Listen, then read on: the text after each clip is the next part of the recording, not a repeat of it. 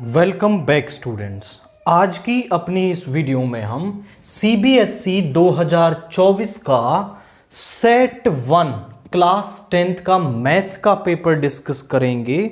And यहां पर हम सबसे पहले 31(1) कोड को डिस्कस कर रहे हैं और इसका सेक्शन ए का MCQ पहला क्वेश्चन हमसे क्या कह रहा है।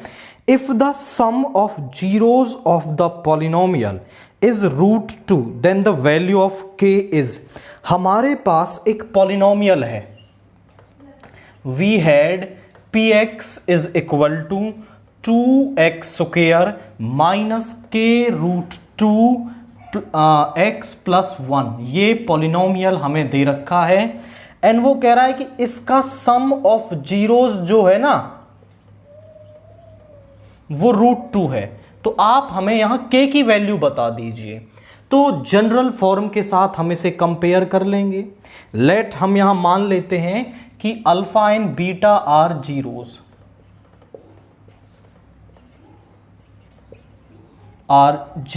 Of the polynomial.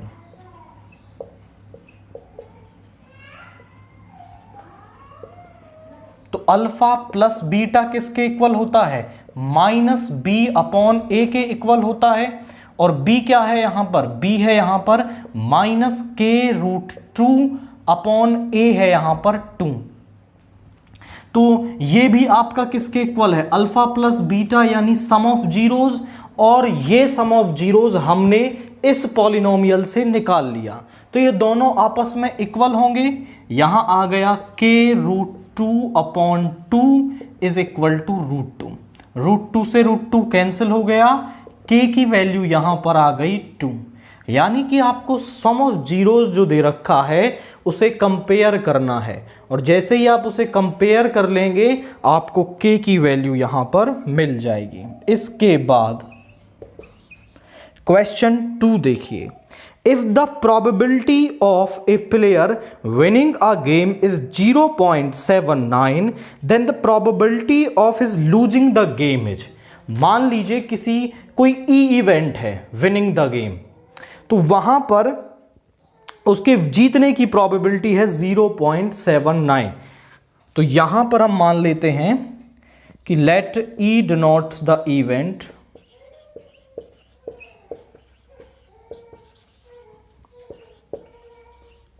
Of winning the game, कि गेम को जीतना इवेंट है E। तो गेम को जीतने की जो प्रोबेबिलिटी है वो है हमारे पास 0.79। अब गेम को लूज करने यानी फिर ना जीतने की प्रोबेबिलिटी होगी probability of not winning the game.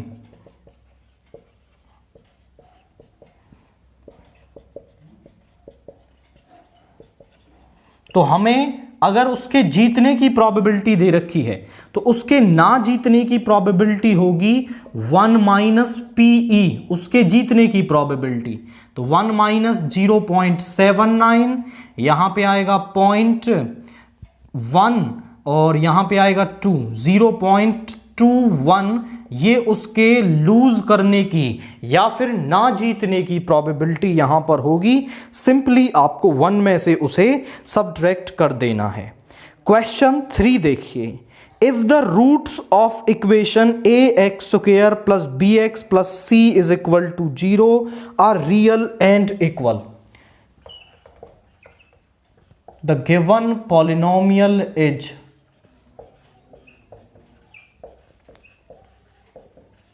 वो हमें दे रखा है ax square plus bx plus c is equal to 0, और वो कह रहा है कि जो रूट्स है ना वो रियल एंड इक्वल हैं। Then which of the relation is true. तो रूट्स रियल एंड इक्वल कब होते हैं? If roots are real and equal then कब होते हैं? जब b स्क्वायर माइनस 4ac 0 के इक्वल आता है तब हमारे जो रूट्स हैं वो रियल एंड इक्वल होते हैं। तो यहां से हमें वो कंडीशन निकालनी है जो ऑप्शंस में दे रखी है। तो इसको इधर ले आते हैं। b square is equal to 4ac and यहां पर आप इस 4 को इधर ले आइए, b² is equal to AC। अब आप अपने ऑप्शन से मैच करें तो C आपको एज इट इज ऐसा ही दिख रहा है, तो उसे आप यहां पर टिक कर लेंगे।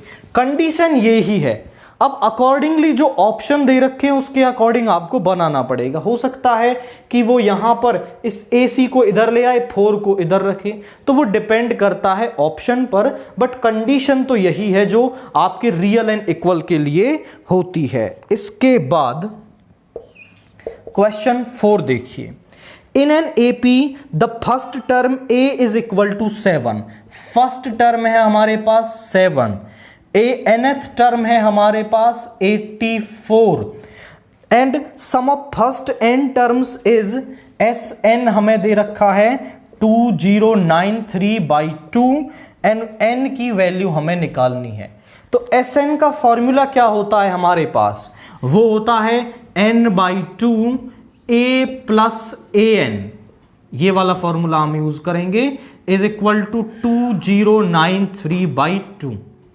अब यहां 2 से 2 कैंसिल हो गया, n की तो वैल्यू हमें निकालनी है, ये है 7 प्लस 84 इज इक्वल टू 2093, और ये हो गया आपका दिस इज 91, इधर डिवाइड में चला जाएगा 2093/91। अब इसको आप डिवाइड कर लें तो ये डिवाइड होगा 7 से, 2093 को 7 से डिवाइड करेंगे 63 एंड यहां पे आ गया फिर से 60, यानी 299 आपका ये डिवाइड होगा। फिर 13 से इसको करेंगे तो 13 से 2 3 एंड 23, तो n की वैल्यू हमारे पास क्या आ गई, 23 यहां पर आ गई। तो सिंपली हमें क्या करना है, Sn का फॉर्मूला यूज कर लेना है।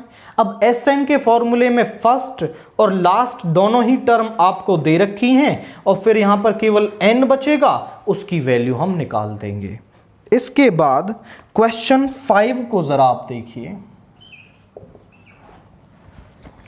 If two positive integers p and q can be expressed as p and q and where a and b are prime numbers, then LCM of pq is, हमारे पास जो p है वो कुछ इस तरीके से दे रखा है 18a²b⁴ एंड q हमें दे रखा है 20a³ अब जरा इस 18 का भी हम फैक्टर कर देंगे तो ये हो जाएगा 2 and 3 and 3, यानी इस 18 को आप लिख सकते हो 2⁴ 3 का square into a² into b⁴, और जब इस 20 का आप करेंगे तो 20 का हो जाएगा आपका 2 से 10 2 से 5, यानी 2⁵ into 5 into a³ plus into b², और हमें निकालना है LCM ऑफ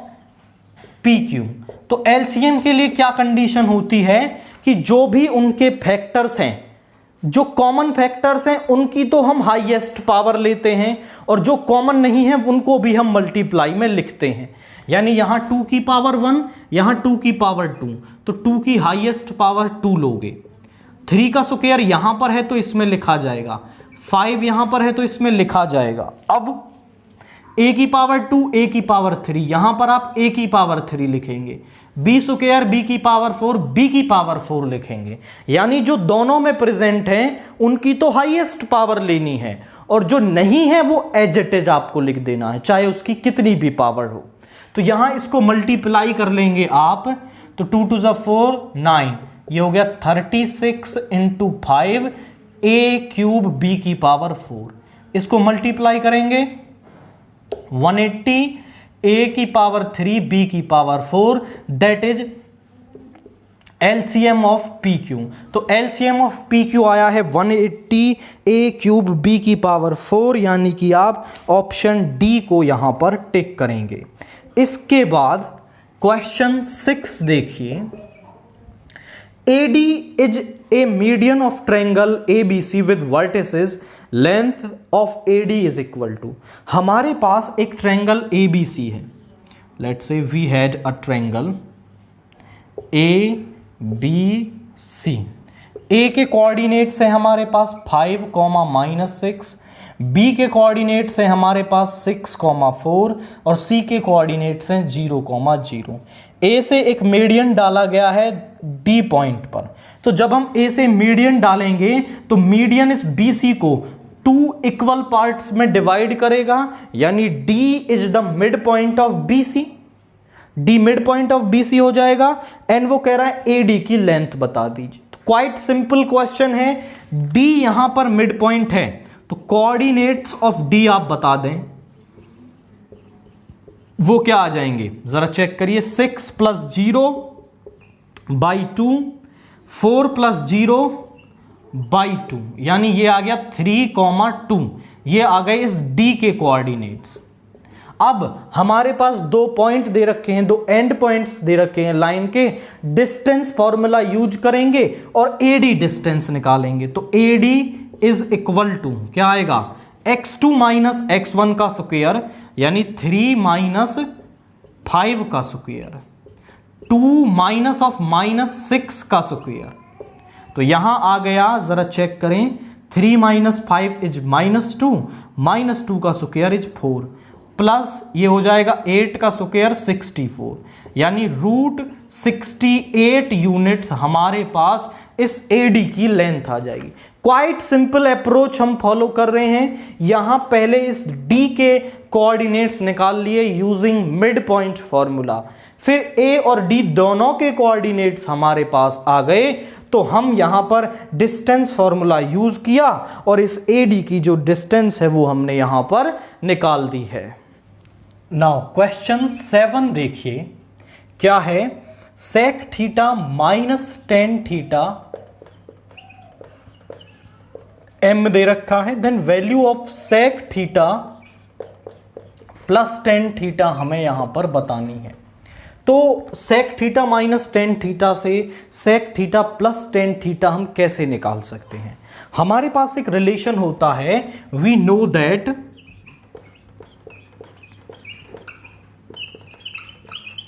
कि sec square theta -tan square theta हमारे पास 1 के इक्वल होता है।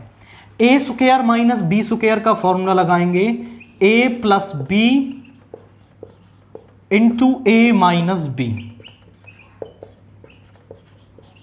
Is equal to 1। इसकी वैल्यू हमारे पास m है, sec theta plus tan theta हमें निकालना है, इसकी वैल्यू है m इज इक्वल टू 1। इस तरफ ले आइए तो sec theta plus tan theta किसके इक्वल आ रहा है हमारे पास, 1/m के इक्वल आ रहा है। तो इस प्रॉपर्टी का हमें यूज करना है और हम सिंपली बता पाएंगे।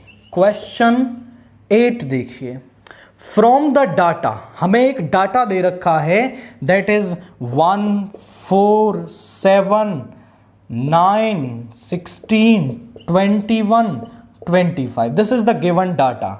If all the even numbers are removed, अगर हम इसमें से सारे इवन नंबर्स को क्या कर दें, रिमूव कर दें, then the probability of getting are at random a prime number from the remaining is, कि रिमेनिंग में से प्राइम नंबर आने की जो प्रोबेबिलिटी है वो क्या होगी।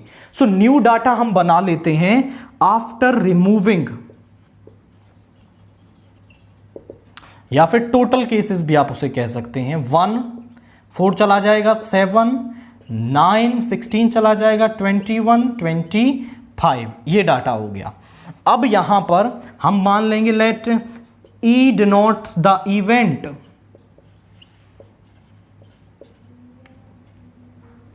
denotes the event of getting a prime number, कि प्राइम नंबर हमें मिले, ऐसा इवेंट हमने E मान लिया। तो E के अंदर क्या क्या वैल्यू आ सकती हैं, तो यहां पर आप चेक करें कि प्राइम नंबर क्या है। एक तो 7 प्राइम नंबर है आपका, 9 नहीं है, 21 नहीं है, 25 नहीं, केवल एक ही नंबर ऐसा है जो प्राइम है आपका। सो प्रोबेबिलिटी ऑफ E क्या हो जाएगी, वही formula, favourable number of cases upon total number of cases.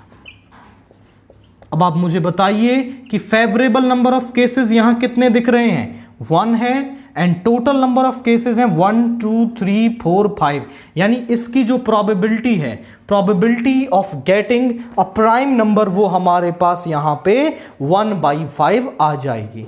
जैसा जैसा वो कह रहा है वैसे वैसे करते जाना है। उसने कहा इवन को रिमूव कर दो, हमने इवन रिमूव कर दिए, फिर जो बचे उसके अकॉर्डिंग प्रोबेबिलिटी निकाल दी। इसके बाद क्वेश्चन 9 देखिए। For some data x1 x2 xn with respective frequencies f1 f2 fn, यानी क्या कह रहा है कि कोई डाटा है जिसमें x1 x2 xn के लिए जो फ्रीक्वेंसीज हैं वो f1 f2 fn आपको दे रखी हैं। देन द वैल्यू ऑफ, तो इस टर्म की वैल्यू क्या होगी, समेशन 1 से n fi xi minus x bar is equal to, generally यहां जो x बार है वो मीन है, तो x बार हम किसको डिनोट करते हैं, मीन को डिनोट करते हैं। मीन का फॉर्मूला क्या होता है हमारे पास, वो होता है summation fi xi upon summation of fi, ये फॉर्मूला हम यूज करते हैं। इस समेशन ऑफ fi को इधर ले आएंगे तो summation fi xi is equal to summation fi into x बार।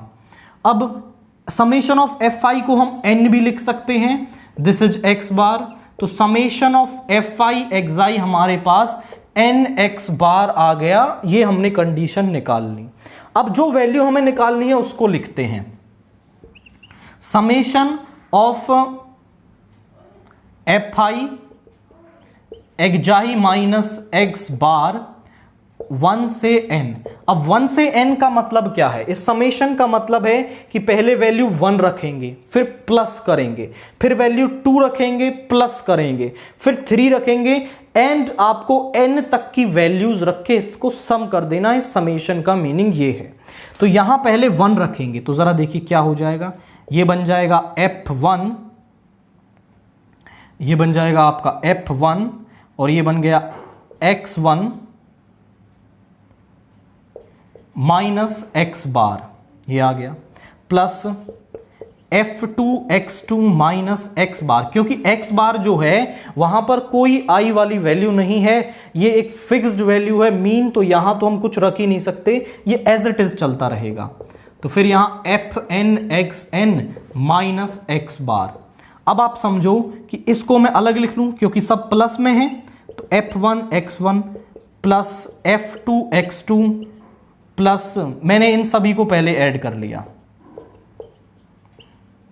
और यहां पे फिर minus x bar and dash dash dash minus x बार, ये n टाइम्स है आपका, n टाइम्स, सभी में से माइनस कॉमन ले लेंगे, तो यहां पर है f1 x1 plus f2 x2 plus fn xn, और यहां से माइनस कॉमन ले लिया तो x bar plus dash dash dash x बार।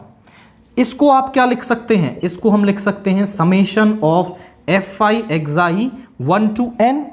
देखिए 1 रखेंगे तो फिर से यही टर्म बन जाएगी, 2 रखेंगे 3, तो इस पूरी टर्म को हम ऐसा लिख सकते हैं समेशन ऑफ fi xi। और कोई भी जो टर्म है, मान लो जैसे आप 1 को ही क्या कर रहे हो, n टाइम्स ऐड कर रहे हो, तो 1 क्या बन जाएगा आपका 1 इंटू n बन जाता है, 2 को ऐड कर रहे हो तो 2 इंटू n बन जाता है, और यदि x बार को आप n टाइम्स ऐड कर रहे हैं तो ये बन जाएगा n इंटू x बार। अब समेशन ऑफ fi xi को हमने अभी निकाला था, वो था nx बार, तो उसकी वैल्यू यहां रख देंगे, nx बार माइनस nx बार, और ये टर्म किसके इक्वल आ गई, 0 के इक्वल आ गई। समझे, पहले तो हमने मीन वाले फॉर्मूले से समेशन fi xi की वैल्यू निकाल ली। आफ्टर दैट फिर हमने क्या किया, यहां जो वैल्यू हमें निकालनी थी उसके अंदर हम वैल्यूज पुट करते गए। फिर f1 x1 f2 x2 fn xn सभी को अलग लिख लिया, और x बार n टाइम था उसको अलग लिख लिया। इनको हम समेशन fi xi लिख सकते हैं। क्योंकि आप i1 रखोगे तो ये 2 रखोगे तो ये n रखोगे तो ये बन जाएगा। ये हमने अभी पढ़ा था nx बार के इक्वल है, तो ये इसमें से सब्ट्रैक्ट करके 0 हमारे पास यहां पर आ गया है। इसके बाद क्वेश्चन 10 देखिए क्या कह रहा है। The zeros of a polynomial x square plus P x plus Q R the twice of the zeros of the polynomial, the value of P is. हमारे पास एक पॉलिनोमियल है, आप उसे कह सकते हो कि P1 polynomial x square plus P x plus Q that is. अब यहां पर मान लेते हैं कि इसकी जीरोज हैं, let alpha and beta are zeros of P1। Now एक P2 पॉलिनोमियल है that is 4x square minus 5x minus 6, और वो ये कह रहा है कि इस P1 की जो जीरोज है ना वो इसके जीरोज का डबल है, ट्वाइस हैं। अब इसकी जीरोज तो हम निकाल सकते हैं, जो इसकी जीरोज आएंगी उसका डबल कर देंगे तो हमें ये वैल्यू मिल जाएंगी इसकी जीरोज की, और फिर हम इसका पी भी यहां निकाल पाएंगे। तो जरा समझें, इसकी जीरोज निकालने के लिए इसके हम फैक्टर्स करते हैं। तो यहां हमें ऐसा नंबर चाहिए जिसकी मल्टीप्लाई तो -24 हो और ऐड या सब्ट्रैक्ट करने पर माइनस का 5 आए। तो ऐसे नंबर्स होंगे 4x स्क्वायर माइनस का 8x प्लस का 3x माइनस का 6 यहां पर आ जाएगा। यहां से 4 कॉमन लेंगे 4x तो x माइनस 2, यहां से 3 कॉमन लेंगे तो x माइनस 2, दोनों में से x माइनस 2 कॉमन लेंगे तो यहां बचेगा 4x plus 3। 4 zeros of polynomial, इसको P2x बोल देना, P1x, क्योंकि x वेरिएबल में आपका पॉलिनोमियल है। इस P2x को 0 के इक्वल रखेंगे, x minus 2 4x plus 3 is equal to 0। दो फैक्टर्स का प्रोडक्ट 0 तभी हो सकता है जब या तो ये पहले वाला 0 होगा या फिर ये सेकंड वाला 0 होगा। तो यहां से x minus 2 is equal to 0, यहां पर 4x plus 3 is equal to 0। तो यहां से x तो आ गया 2 और यहां से आ जाएगा आपका -3/4। तो अल्फा और बीटा हमारे पास क्या आ जाएंगे, अल्फा इज 2 इंटू 2 यानी 4 आ गया, बीटा आ जाएगा -3/4 इंटू 2 यानी कि -3/2। अब किसी को भी अल्फा या बीटा मान लो, उससे कोई फर्क नहीं पड़ता यहां पर।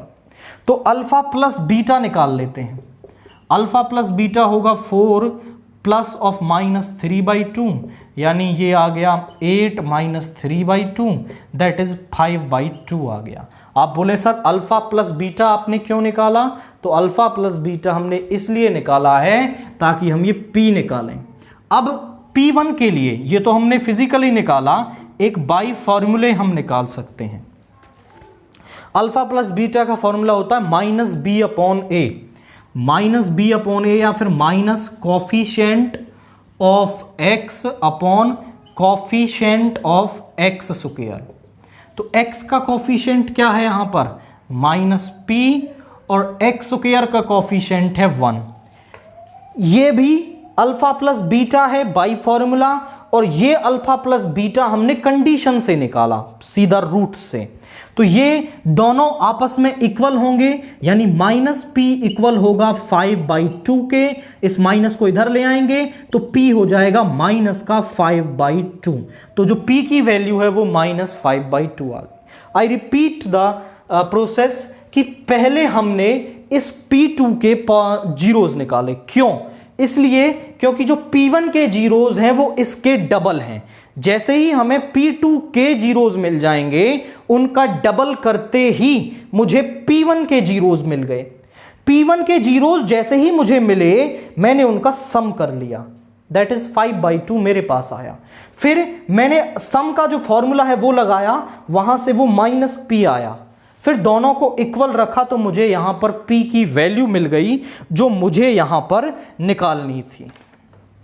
क्वेश्चन 11 देखिए, if the distance between the points 3, -5 and x, 5 is 15 units. हमारे पास दो पॉइंट दे रखे हैं, that is 3, -5 and second point is x, -5। इनके बीच की जो डिस्टेंस है वो 15 यूनिट्स हमें दे रखी है, तो x की वैल्यू निकालनी है। अब इसका कुछ नाम दे देते हैं ए बी। तो ए बी डिस्टेंस हम बाई डिस्टेंस फॉर्मूला निकाल सकते हैं। फॉर्मूला होता है x2 - x1 यानी x - 3 का स्क्वायर प्लस -5 माइनस ऑफ -5 का स्क्वायर। तो ये हो गया √x - 3 का स्क्वायर प्लस 0 यानी ये आ गया √x - 3 का स्क्वायर। अब यहां पर ये जो डिस्टेंस है ना वो आपकी किसके इक्वल है, वो 15 यूनिट्स के इक्वल है। तो दोनों तरफ हम क्या कर लेंगे, स्क्वायरिंग कर लेंगे।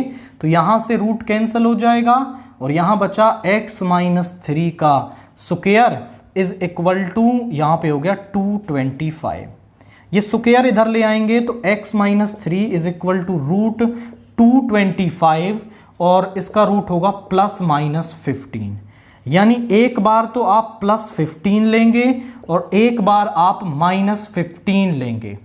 तो यहां पे इधर ले गए इसको, तो x इज इक्वल टू 15 + 3 यानी x की वैल्यू 18 आ गई और x इज इक्वल टू -15 + 3 यानी x की वैल्यू -12 आ गई। तो x की दो वैल्यूज हमारे पास यहां पे आ रही हैं -12, 18।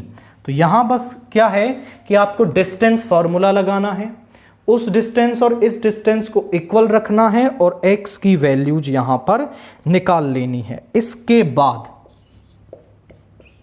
क्वेश्चन 12 देखिए, if cos of alpha plus beta is 0, हमें जो cos अल्फा प्लस बीटा है वो 0 के इक्वल दे रखा है, तो आपको वैल्यू बतानी है cos of alpha plus beta by 2 की।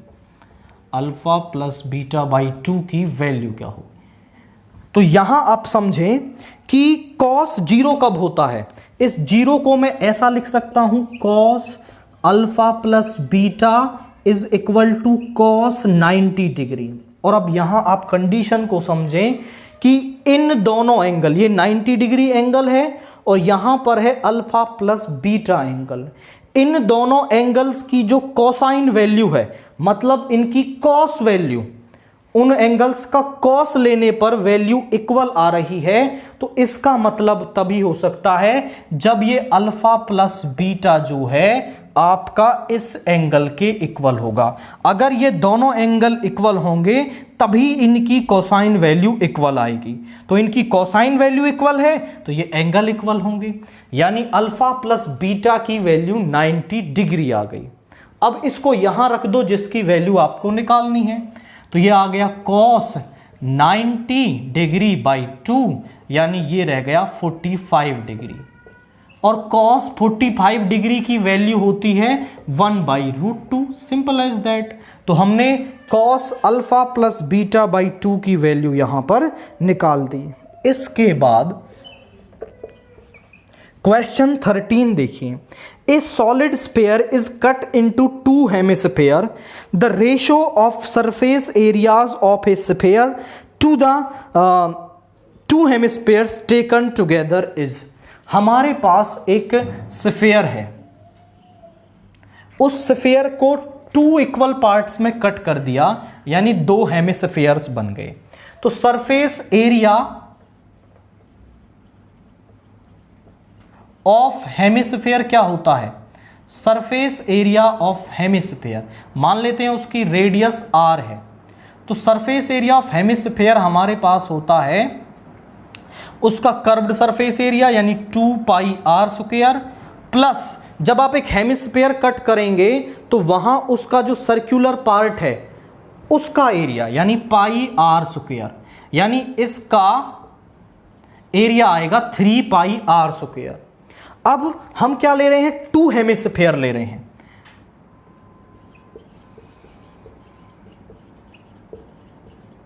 2 हेमिस्फेयर्स का कितना हो जाएगा, वो हो जाएगा 2 इंटू 3 पाई आर स्क्वायर, यानी कि 6 pi r square.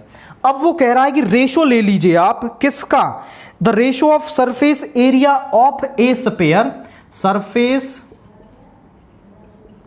Area of one sphere, और इसका रेशो लेना है मुझे किसके साथ, सरफेस एरिया ऑफ 2 हेमिस्फेयर। तो यहां पर इसका देखिए, सरफेस एरिया ऑफ 1 स्फीयर क्या होता है, ये होता है 4 पाई आर स्क्वायर, और 2 हेमिस्फेयर्स का हमने निकाला 6 pi r square. Pi r square से पाई आर स्क्वायर कैंसिल हो गया, 4/6 यानी 2/3, विच इंप्लाइज रेशो इज 2:3। तो ये क्वाइट सिंपल क्वेश्चन था, आपको एक हेमिस्फेयर का एरिया निकाल लेना था, टोटल सरफेस एरिया। तो कर्व्ड प्लस में ऊपर का area that is 3 pi r square, उसको 2 से मल्टीप्लाई किया तो 2 हेमिस्फेयर्स का आ गया, ऊपर लेना है 1 का, नीचे लेना है 2 हेमिस्फेयर्स का, तो रेशो आपको मिला दैट इज 2:3। इसके बाद क्वेश्चन 14 देखिए, the middle most observation of every data arranged in order is called. मान लीजिए कोई डाटा है x1, x2, x3, xn, यहां ये डाटा जो है वो ऑर्डर में अरेंज्ड है, तो इसकी मिडल मोस्ट वैल्यू क्या होगी, इसकी मिडल मोस्ट वैल्यू को हम क्या बोलते हैं, मीडियन बोला जाता है। इसकी जो मिडल मोस्ट वैल्यू है, मिडल मोस्ट ऑब्जर्वेशन है, वो हमारी मीडियन यहां पर होती है। इसके बाद क्वेश्चन 15 देखिए, the volume of largest right circular cone that can be carved out of a solid cube of edges 2 centimetre is. आप समझो कि आपके पास एक क्यूब है, वी हैड अ क्यूब, और मैं उसका एक ही फेस बना रहा हूं, उसमें आप एक इस तरीके से कॉन कट कर रहे हो, तो कॉन का जो रेडियस है, उसका डायमीटर तो उसकी साइड हो गई, तो रेडियस ऑफ कॉन क्या हो जाएगी, रेडियस ऑफ कॉन हो जाएगी इसकी साइड ऑफ क्यूब को 2 से डिवाइड कर देंगे। देखिए जरा, उसका जो रेडियस, उसका जो डायमीटर है, कॉन का जो डायमीटर है, वो आपका पूरी साइड पर आ रहा है, तो उसकी रेडियस कितनी हो जाएगी, उस साइड का हाफ हो जाएगी, और इसकी साइड आपको दे रखी है 2, यानी 2/2 इज 1, 2/2 इज 1। और इसकी h की बात करें, हाइट, तो जरा चेक करिए हाइट कितनी है, जितनी उसकी साइड है, यानी 2 centimetre.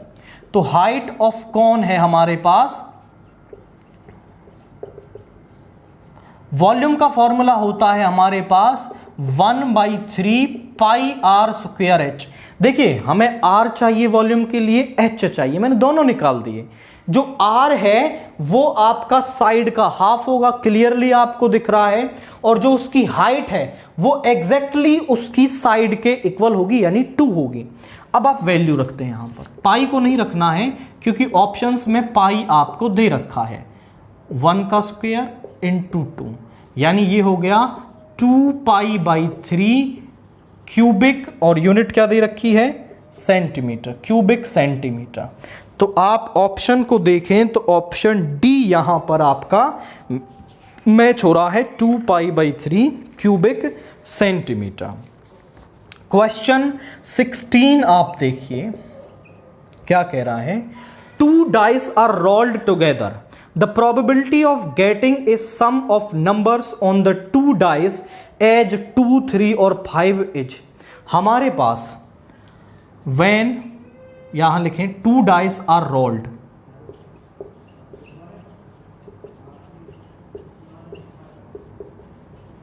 Total number of cases कितने आ जाएंगे, टोटल नंबर ऑफ केसेस हमारे पास आ जाएंगे, जरा चेक करिए, 2 डाइस जब रोल करी जाती हैं तो क्या केसेस बनते हैं, 1,1, 1,2, 1,3, ऐसे ही 6,6 तक टोटल 36 केसेस बनते हैं।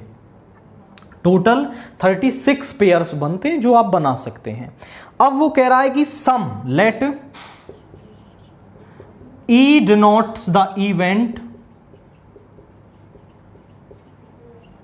ऑफ गेटिंग सम कितना चाहिए हमें, 2, 3 और 5 ये आने चाहिए। अब जरा इनमें से वो पेयर निकाल लो जिनका सम या तो 2 या फिर 3 या फिर 5 हो आपका। तो 2 किसका सम हो सकता है, 1,1 का ही सम केवल 2 हो सकता है। इसके अलावा 6,6 तक कोई भी पेयर ऐसा नहीं होगा जिसका कि जो सम है वो 2 आ जाए। अब 3 किस किस का हो सकता है, एक तो 1,2 का और एक 2,1, इन दो का ही क्या हो सकता है, यहां पर सम 3 हो सकता है। 5 किस किस का हो सकता है, देखिए 5 हो सकता है आपका 1,4 का और इसी का रिवर्स 4,1 का, और इसके अलावा हो सकता है 2,3 का और 3,2 का। तो ये आ गए हमारे पास favourable number of cases, these are favourable number of cases. तो प्रोबेबिलिटी ऑफ दिस इवेंट क्या हो जाएगी, वही same formula, favourable number of cases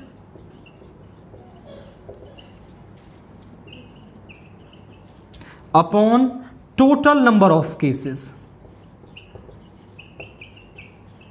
तो फेवरेबल केसेस कितने हैं, 1, 2, 3, 4, 5, 6, 7 तो है फेवरेबल, एंड टोटल केसेस हैं हमारे पास 36। ये देखिए पूरा जो टोटल केसेस हैं वो मैंने नहीं बनाए हैं, आपको ये आना चाहिए, इस पर हमने डिटेल वीडियोस बना रखी हैं, वहां आप देख लेंगे, या फिर आपको ये आता है। तो यहां पर ये टोटल 36 होते हैं। अब उनमें से हमें केवल वो निकालने हैं जो हमारे फेवरेबल हैं, और जो प्रोबेबिलिटी है वो आ जाएगी आपकी 7/36।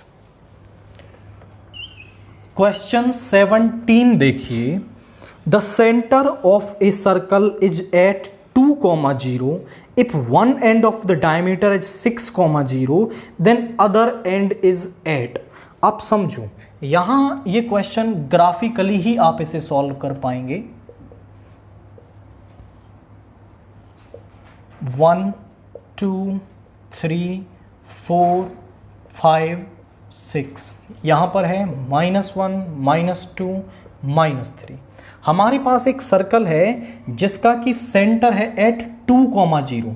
तो एक्स एक्सिस पर ये जो पॉइंट 2 है इसका मतलब है 2,0, और यहां पर ये जो पॉइंट लिखा हुआ है 6 इसका मतलब है 6,0। क्योंकि ये एक्स एक्सिस है तो यहां पर जो वाई कोऑर्डिनेट है उसकी तो वैल्यू 0 होगी, ये वाई डैश, उसका सेंटर यहां पर है और उसके डायमीटर का एक एंड है यहां पर। यानी आप समझो ये सेंटर और ये उसका आउटर पार्ट, तो ये रेडियस हो गई। रेडियस कितनी है, 1, 2, 3, 4, 4 यूनिट्स रेडियस आ रही है। यानी उसका जो सेकंड पार्ट है वो भी 4 यूनिट इधर ही होगा, 1, 2, 3, 4 यानी यहां पर होगा। तो जो सर्कल है वो कुछ इस तरीके से आपका बनेगा, जिसका एक डायमीटर का एक एंड तो यहां पर है और एक एंड होगा यहां पर। क्योंकि ये सेंटर है तो एक एंड जितनी दूरी पर है उतनी ही दूरी पर दूसरा एंड होगा। तो यहां पर जो एंड है वो कहां आ रहा है, वो आ रहा है -2,0 पर। दैट मीन्स आप ऑप्शन सी को यहां टिक करेंगे। क्वेश्चन 18 देखिए, in the given figure graphs of 2 linear equations are shown. हमें 2 इक्वेशंस, 2 स्ट्रेट लाइंस दे रखी हैं, इनको देखकर हमें क्या लग रहा है कि कैसा होगा। अब 3 केसेस बनते हैं, हो सकता है वो इंटरसेक्टिंग हो, पैरेलल हो या फिर कोप्लेनर हो। अगर वो कोप्लेनर है तो infinite number of solutions, intersecting है तो 1 सॉल्यूशन, इस तरीके से। अगर इंटरसेक्टिंग है तो एक पॉइंट पर इंटरसेक्ट कर रही हैं और 1 सॉल्यूशन होता है। इसके बाद अगर पैरेलल है तो नो सॉल्यूशन, क्योंकि सॉल्यूशन हमें कहां मिलता है, जितने पॉइंट्स पर वो इंटरसेक्ट करती हैं। और अगर कोप्लेनर है तो इनफाइनाइट नंबर ऑफ सॉल्यूशंस। आप ध्यान से देखें, जब इन्हें आप थोड़ा आगे बढ़ाएंगे ना तो ये कहीं किसी एक पॉइंट पर जाकर के क्या करेंगी, इंटरसेक्ट करेंगी। ये इंटरसेक्टिंग लाइंस हैं। तो ये लाइंस कैसी हैं? इंटरसेक्टिंग हैं। और जब वो इंटरसेक्टिंग है तो वो क्या होती हैं? वन सॉल्यूशन होता है। और जब हमें सॉल्यूशन मिल जाता है तो कैसा सिस्टम होता है? कंसिस्टेंट। केवल एक ही केस में जब वो पैरेलल होती हैं वो इनकंसिस्टेंट होता है, यानी ये कंसिस्टेंट होगा विद वन सॉल्यूशन, या फिर आप कह सकते हो कंसिस्टेंट विद वन सॉल्यूशन को हम यूनिक सॉल्यूशन भी बोल देते हैं। Consistent with unique solution. तो आप ऑप्शन ए को यहां पर टिक करेंगे। इसके बाद क्वेश्चन 19 देखिए, असर्शन रीजन का क्वेश्चन है। असर्शन ए को पढ़ते हैं। The tangents drawn at end points of a diameter of a circle are parallel.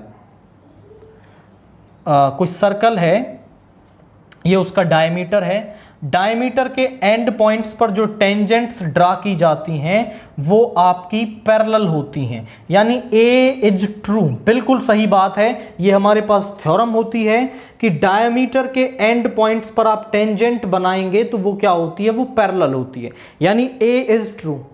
Diameter of a circle is largest कोड, कि किसी भी सर्कल में जो डायमीटर है उसमें बहुत सारी कोड्स बनाई जा सकती हैं, बट जो डायमीटर है वो क्या होती है? लार्जेस्ट कोड होती है। तो ये आर भी ट्रू है। बट आर जो है वो ए के बारे में कुछ कह रहा है, ये अलग स्टेटमेंट है, ये अलग स्टेटमेंट है। A is true, R is true, and R is not correct explanation of A, and R is not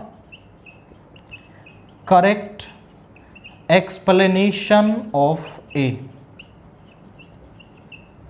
कि ए की कोई करेक्ट एक्सप्लेनेशन ये नहीं है।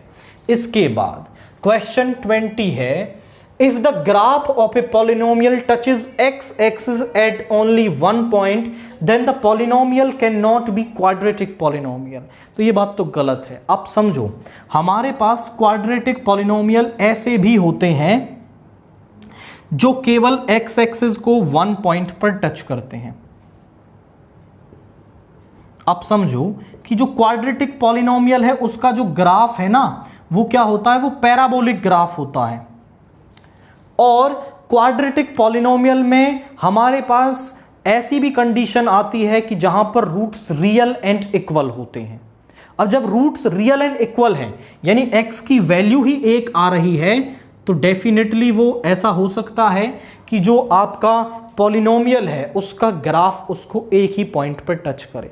अब ये तो आपके माइंड में ही होगा कि ग्राफ उसको उतने पॉइंट पे टच करता है जितने उसके जीरोज होते हैं।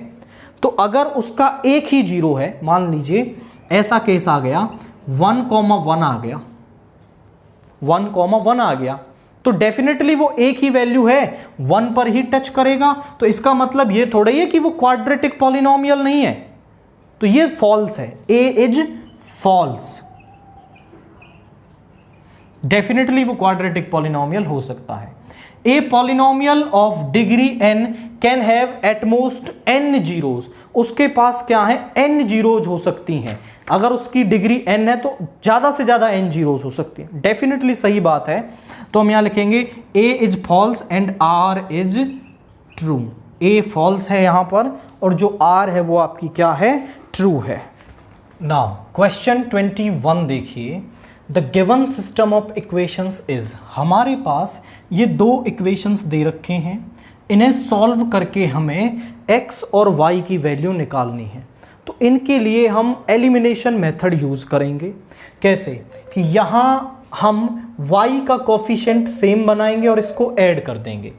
यहाँ 2 है तो इसको 7 से मल्टीप्लाई कर देंगे, और यहाँ 7 है तो इसको 2 से मल्टीप्लाई करके दोनों को ऐड कर देंगे। तो 7 7 49x माइनस 14y एंड 7 5 35।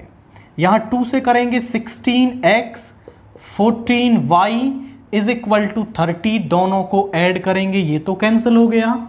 यहाँ पे आया 5 65x इज इक्वल टू 65, यानी x is equal to 65। Putting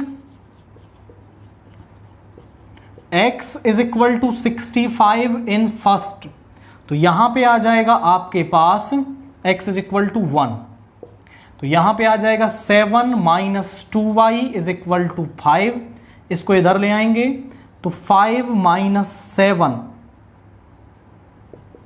his -2, -2 से -2 कैंसिल हो गया, y की वैल्यू आ गई 1। एंड वो कह रहा है कि वेरीफाई यूर आंसर, तो आंसर को वेरीफाई करने के लिए आप LHS को ले लो, तो यहां पर है 7x माइनस 2y, दोनों में पुट करेंगे 7 into 1 minus 2 into 1, that means 7 minus 2 is 5, और ये RHS के इक्वल है, हैंस वेरीफाइड। तो हमारा जो आंसर है वो वेरीफाई हो गया। क्वाइट सिंपल, हमने एलिमिनेशन मेथड को लगाया और x और y की वैल्यू निकाली, फिर उसको वेरीफाई करने के लिए आप फर्स्ट की लिए आप सेकंड की ले सकते हो, LHS ले लो, वहां पुट करो और फिर RHS के इक्वल आएगा, तो हमारा जो आंसर है वो वेरीफाई हो जाएगा। इसके बाद क्वेश्चन 22 देखिए। In a pack of 52 playing cards, हमारे पास प्लेइंग कार्ड्स हैं 52, वन कार्ड इज लॉस्ट, उनमें से कोई एक कार्ड जो है वो लॉस्ट हो गया, मतलब खो गया। Find the remaining cards, A card is drawn from the remaining cards, A card is drawn at random, find the probability that drawn card is a queen of heart if the lost card is a black card. अब देखो total होते हैं 52 cards, उनमें से एक lost हो गया, तो अब टोटल कितने बचे, 51 बचे, तो हम यहां पर लिखेंगे total number of cards, total number of cards are 51. Let E denotes the event of getting, क्या पूछ रहा है, क्वीन ऑफ हार्ट, यानी कि यहां पर जो हर्ट है, हर्ट वाला जो वो है उसका शूट, वो रेड कलर का होता है, और जो कार्ड लॉस्ट हुआ है वो ब्लैक कलर का है, यानी इससे तो कोई रिलेशन ही नहीं है कि क्वीन वहां से लॉस्ट हो सकती है, क्योंकि ये रेड कलर की है, वो कार्ड लॉस्ट हुआ है ब्लैक कलर का। तो यहां पर PE कैसे निकालेंगे, फेवरेबल नंबर ऑफ केसेस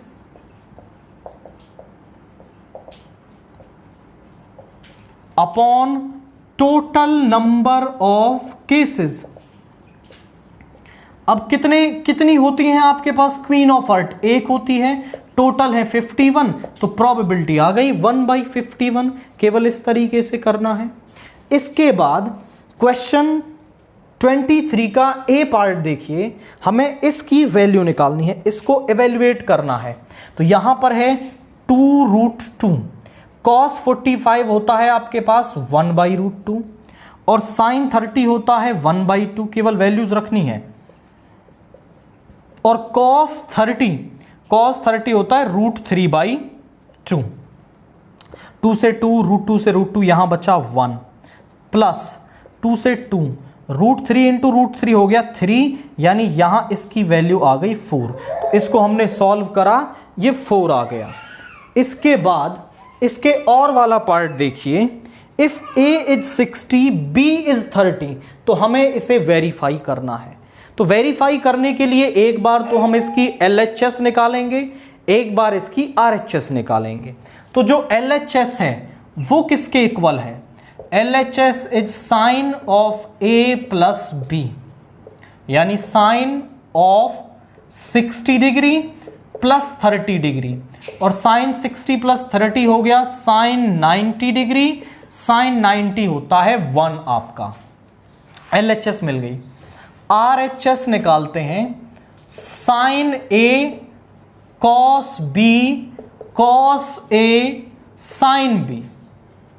अब A की वैल्यू क्या है 60, यानी साइन 60 कॉस 30, कॉस 60 साइन 30, केवल इनकी वैल्यू हम पुट कर लेंगे तो हमें ये LHS के इक्वल मिलेंगे। तो पुट करते हैं, साइन 60 किसके इक्वल होता है, साइन 60 हमारा होता है √3/2, कॉस 30 होता है √3/2, और साइन 30 होता है 1/2 और कॉस 60 भी होता है 1/2।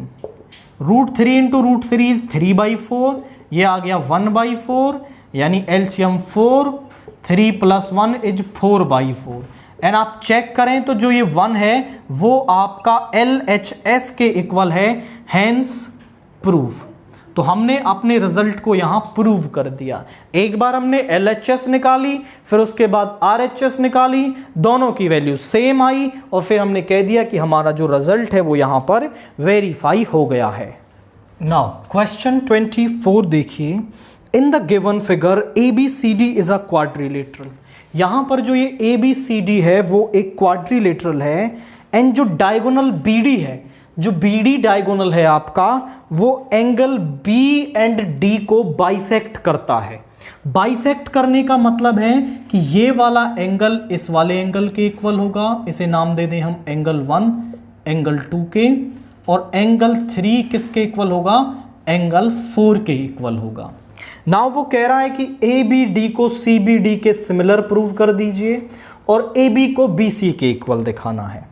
तो हम लेंगे इन triangle ABD and triangle CBD, ABD CBD।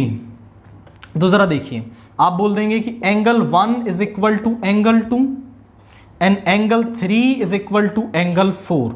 तो यहां पर दो एंगल इक्वल हो गए बाई एंगल सिमिलरिटी क्राइटेरिया।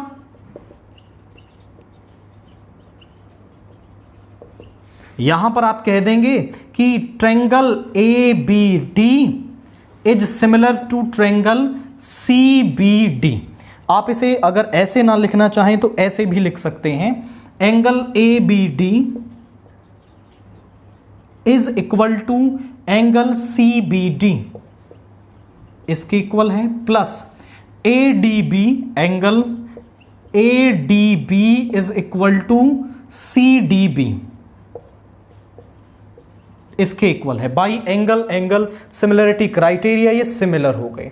अब इन दोनों साइड्स को यदि हमें इक्वल दिखाना है तो हम इसे कॉन्ग्रुएंट दिखा देते हैं। कॉन्ग्रुएंट दिखाने के लिए ये दो एंगल्स तो इक्वल ही हैं, सेकेंड वाले पार्ट को कर रहे हैं हम, in triangle ABD and triangle CBD। तो यहां पर आप कह सकते हैं कि angle 1 is equal to angle 2 and BD is equal to BD, ये तो दोनों में है तो इक्वल होगी, and angle 3 is equal to angle 4। So by ASA दो एंगल्स इक्वल हैं और उनके बीच में जो इंक्लूडेड साइड है वो इक्वल है। सो यहां पे हम कह देंगे by ASA triangle ABD is congruent to triangle CBD। ये कॉन्ग्रुएंट है तो ये जो AB है वो CB के इक्वल होगा, या फिर इसे आप ऐसे भी लिख सकते हैं AB is equal to BC। तो ये आपके इक्वल हो गए, दोनों ही प्रूव हो गए। हमें पहले सिमिलर प्रूव करना था, आफ्टर दैट फिर हमने उसे कॉन्ग्रुएंट प्रूव करा तो ये साइड्स भी इक्वल आ गई। इसके बाद इसके और वाला पार्ट देखिए, शो दैट 5 × 11 × 17 प्लस 3 × 11 ये एक कॉम्पोजिट नंबर है। कॉम्पोजिट क्या होता है? ऐसा नंबर जिसके फैक्टर्स में 1 और उसके अलावा कोई एक और नंबर आ जाए तो वो क्या होते हैं? कॉम्पोजिट नंबर होते हैं। यहां देखिए, इसमें से 11 कॉमन ले सकते हैं, यहां बचा 5 × 17 प्लस 3, यहां आ गया 11 और 85 प्लस 3 इज 88, यानी 11 × 88 आ गया। इसको लिख सकते हैं 11 और 88 के फैक्टर करेंगे 11 × 8 यानी 2 की पावर 3, यहाँ 11 का स्क्वायर × 2 का क्यूब। यानी ये जो नंबर है आपका, इसके फैक्टर्स में दो नंबर्स आ रहे हैं अदर देन 1 इसके फैक्टर्स में, तो ये एक कॉम्पोजिट नंबर है। हम लिखेंगे the factors of number have two different factors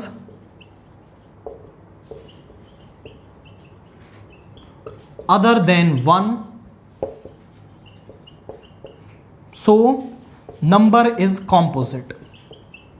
तो ये जो नंबर है वो क्या होगा, आपका कॉम्पोजिट होगा, क्योंकि यहां इसके जो फैक्टर्स हैं उनके बीच में दो नंबर्स आ गए। अब 1 और वो खुद नंबर हो तो फिर आपका क्या होता है, वो प्राइम होता है। बट यहां तो 1 के अलावा दो फैक्टर और हमें मिल गए, तो हम ये कह सकते हैं कि ये जो नंबर है वो आपका कॉम्पोजिट होगा। आप चाहो तो इसका प्रोडक्ट करके वो नंबर भी निकाल सकते हो, बट एज अ नेसेसरी नहीं है कि आपको वो नंबर निकालना ही है। यहां ये फैक्टर्स दिखाना जरूरी है। आप नंबर बेशक से ना निकालें, आप सीधा ऐसे लिख सकते हैं कि वो नंबर आपका कॉम्पोजिट होगा।